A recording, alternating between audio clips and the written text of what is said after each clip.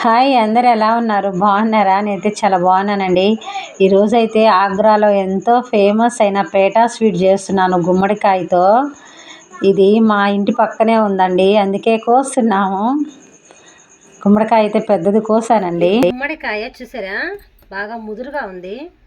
2 కేజీలు దాకా ఉండొచ్చు. ఇప్పుడైతే దీన్ని కట్ చేద్దాం. ముదురుగా ఉండాలి మనం స్వీట్ చేసేదానికి.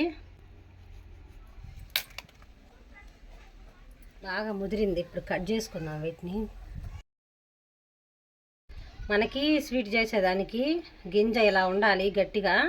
ఇప్పుడైతే లోపల ఈ గుజ్జు తీసేద్దాం. బాగా మెత్తగా ఉండే పాటు మొత్తం తీసేయాలి, పైన పొక్కు తీసేద్దాం. మనకి ఇక్కడ గట్టిగా ఉండకూడదు. ఇలా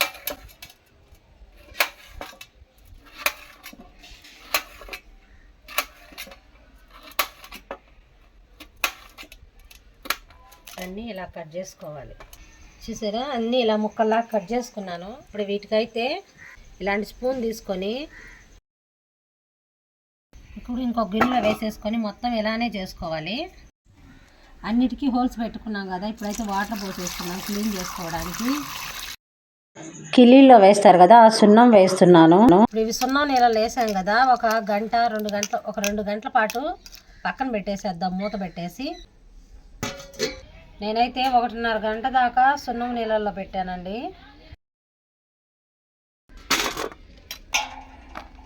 మళ్ళీ వీటన్నిటిని వాటర్లో కడుక్కుందాం. కట్టి ఇప్పుడు వాటర్ వేసేసి కడిగేద్దాం.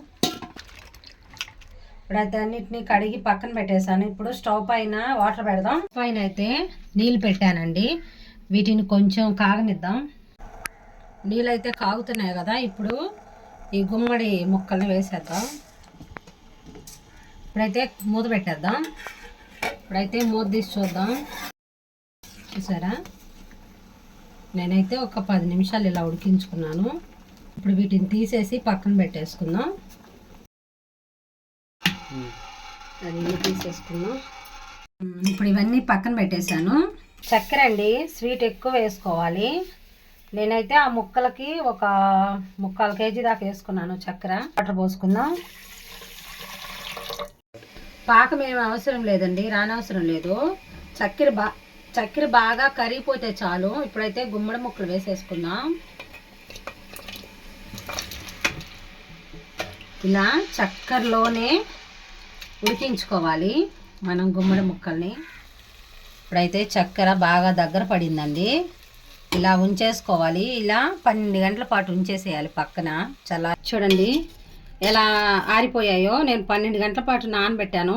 ఇప్పుడు మళ్ళీ వీటిని కొంచెం సెగబెడదాం. చూసారా, ఇవన్నీ ఎలా కరిగిపోయాయో, వచ్చేసాయి పక్కకి. కరిగాయి కదా, ఇప్పుడు అన్నీ తీసి పాకంలోంచి తీసి పక్కన పెట్టేసుకుందాం. ఇవన్నీ ఇలా ప్లేట్స్కి వేసాం కదా, ఇవన్నీ ఒక 10 గంటల పాటు నీడలో ఆరాలి. ఇలా ఆరబెట్టేసేద్దాం ఒక 10 గంటలు. చూడండి బాగా ఆరిపోయాయి. ఇప్పుడైతే ఒక ప్లేట్లోకి తీసేసుకుందాం. చూసారా ఎంత బాగా ఆరిపోయాయో.